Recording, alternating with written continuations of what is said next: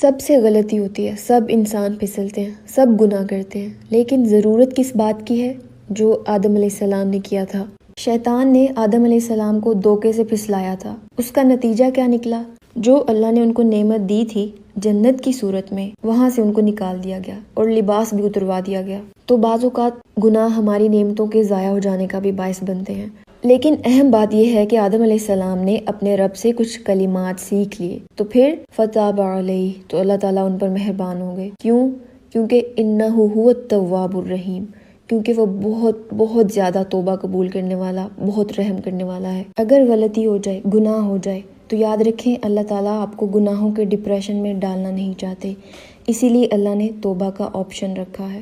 وہ تواب بھی ہے اور رحیم بھی ہے۔ اللہ نے آدم علیہ السلام کی توبہ قبول کی، ان کو پھر نبوت سے بھی نوازا، ان کی غلطی کا نام و نشان بھی مٹا دیا۔ تو گناہ ہو جانے پر شیطان والا رویہ نہیں رکھنا چاہیے۔ شیطان سے بھی غلطی ہوئی تھی، اس نے کیا کیا؟ ابا واستکبر، انکار کیا اور تکبر کیا، خود کو بڑا جانا۔ وکان من الکافرین، اور انکار کرنے والوں میں سے ہو گیا، کفر کرنے والوں میں سے ہو گیا۔